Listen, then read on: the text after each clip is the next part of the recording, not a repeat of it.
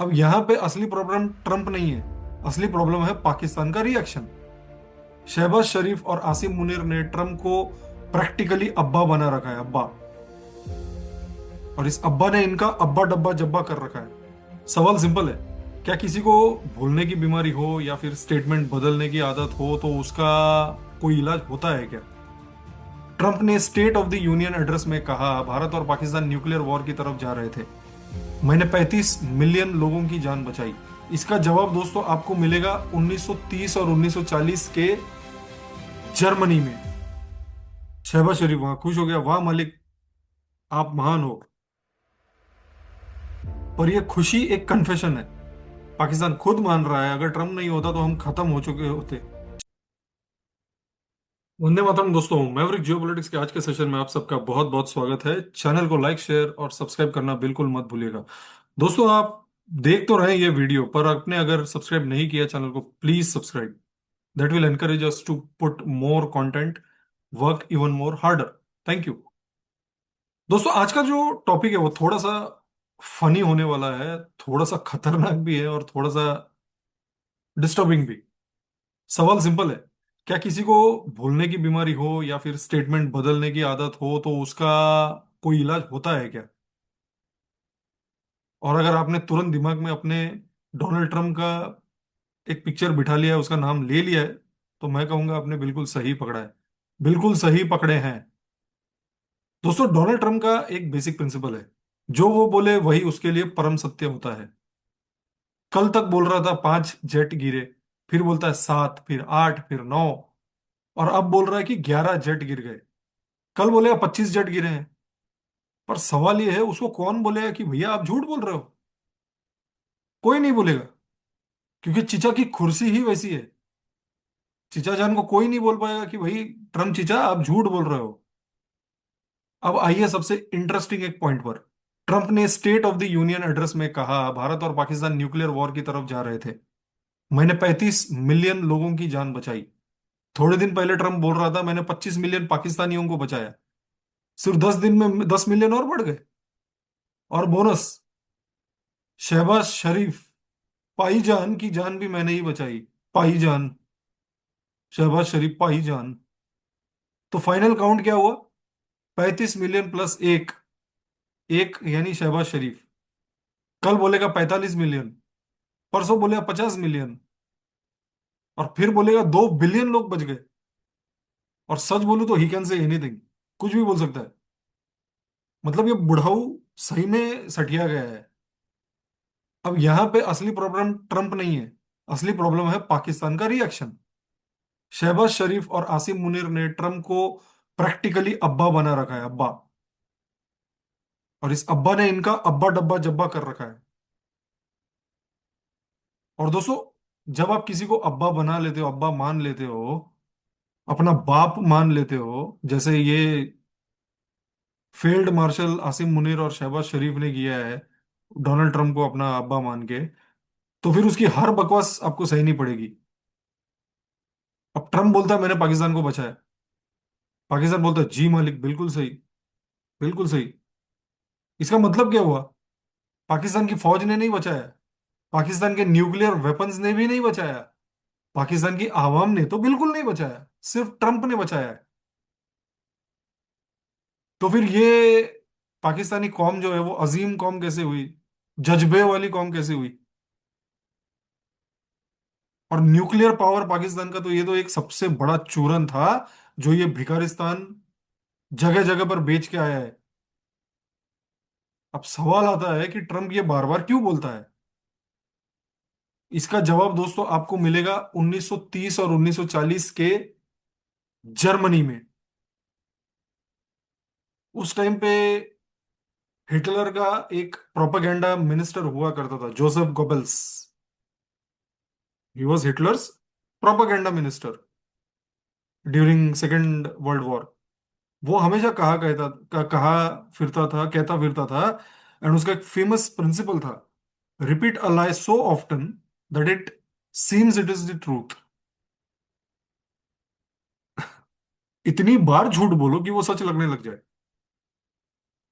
अगर मैं रोज सुबह 8 बजे को बोलूं कि भैया ये शाम का 8 बजे, ये शाम का 8 बजे, ये शाम का 8 बजे, और मैं ही अगर अथॉरिटी हूं, तो लोग बोलेंगे चलो मान लेते हैं यार, वरना ये बुरा मान जाएगा।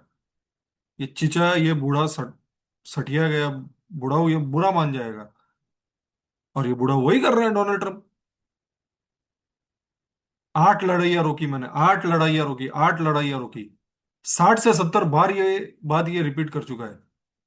35 मिलियन जान बचाई मैंने। शहबाज शरीफ वहां खुश हो गया, वाह मालिक, आप महान हो। पर ये खुशी एक कन्फेशन है। पाकिस्तान खुद मान रहा है, अगर ट्रम्प नहीं होता तो हम खत्म हो चुके होते। तो फिर आपके न्यूक्लियर डिटरेंस का क्या हो गया? आर्मी का क्या हुआ आपके? सच ये है, पाकिस्तान को एक एक्सटर्नल अब्बाजान चाहिए, हर बार बचाने के लिए, हर बार एक वैलिडेशन के लिए। हर बार। इनका हर बार का ऐसा है। पहले तो उंगली करेंगे, और फिर बाद में जब ठुकाई होगी इनकी, तब ये बचते फिरेंगे। मरियम बंकर में छुपेगा फिर से आसिम मुनीर। अब नेक्स्ट टाइम जब होगा, देखो कौन सा नया बंकर ढूंढ के बैठता है। भारत के बस पास तो आ गया बंकर बस्टर बॉम्ब। ठोक देगा ये, जिस भी बंकर में होगा ये। अब एक छोटी सी खबर और बताता हूं मैं आपको। लेकिन एक चीज याद रखिएगा दोस्तों, कभी कभी छोटी खबर पूरे मुल्क की रियलिटी एक्सपोज कर देती है। पाकिस्तान के इस्लामाबाद हाई कोर्ट का एक जज था, और जज का नाम था जस्टिस तारिक जहांगीरी। अब जरा ध्यान से सुनिएगा। ये साहब 5 साल तक हाईकोर्ट के जज रहे। एलएलबी डिग्री इनकी फेक निकली। लॉ एग्जाम में चीटिंग का रिकॉर्ड है। फेक एनरोलमेंट नंबर के साथ प्रैक्टिस करते थे। और फिर भी दोस्तों ये जज बने रहे, कुर्सी पर बैठे रहे, केसेस सुने इन्होंने और जजमेंट्स दिए। अब सवाल ये नहीं है कि ये जज कैसे बन गया। असली सवाल ये है, उन 5 सालों में जो फैसले हुए, उनका क्या होगा? कितने लोग जेल जाएंगे? कितने लोग जेल गए होंगे? कितने लोग बच गए होंगे? कितनी जिंदगियों का फैसला एक फेक डिग्री वाले आदमी ने किया होगा? और ये कोई आइसोलेटेड इंसिडेंट नहीं है दोस्तों। ये कोई एक्सेप्शन नहीं है, ये नॉर्म है। यही पाकिस्तान का सिस्टम है। पाकिस्तान में फेक फेक पायलट्स प्लेन उड़ा रहे थे।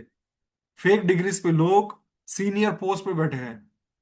और फेक जजेस हाई कोर्ट में बैठकर इंसाफ बांट रहे हैं। और फिर दुनिया से कहते हैं हमें डेमोक्रेसी चाहिए, हमें रूल ऑफ लॉ चाहिए। रूल ऑफ लॉ क्या कोई हलवा है? रूल ऑफ लॉ का मतलब होता है असली डिग्री, असली क्वालिफिकेशन, असली अकाउंटेबिलिटी। यहाँ तो सब कुछ फेक है, लेकिन सिस्टम फिर भी चल रहा है। और जब सिस्टम फेक पे चलने लग जाए, तो वहां इंसाफ कैसे होगा भाई? वहां तो सिर्फ पावर का तमाशा होगा। ये एक ये एक जज की कहानी नहीं है दोस्तों, ये पाकिस्तान के इंस्टीट्यूशनल कोलैप्स की कहानी है। और इसीलिए मैं बार बार कहता हूं, Pakistan is not for amateurs भैया, Pakistan is not for amateurs. PIA के पायलट्स 30 से 50% फेक लाइसेंस, क्लीनर को सिखा के पायलट बना दिया।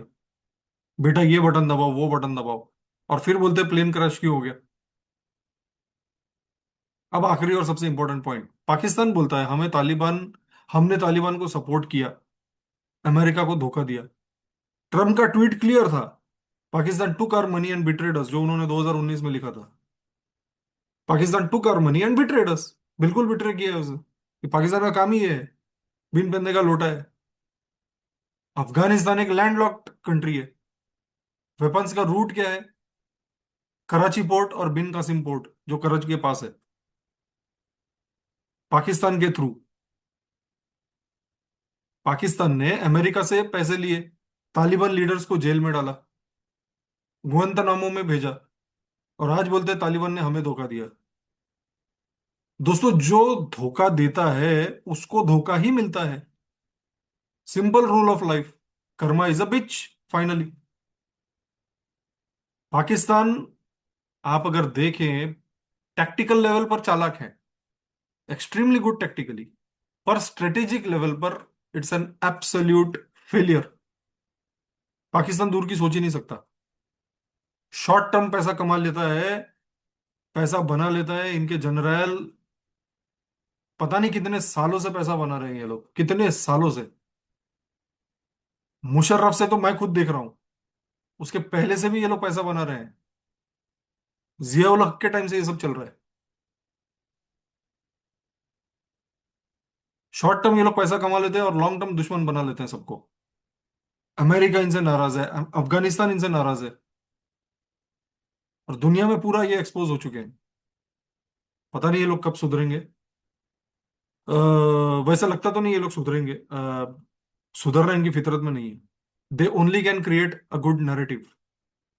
That is what they are excellent in. देखते हैं, नजर रखेंगे आगे क्या होगा।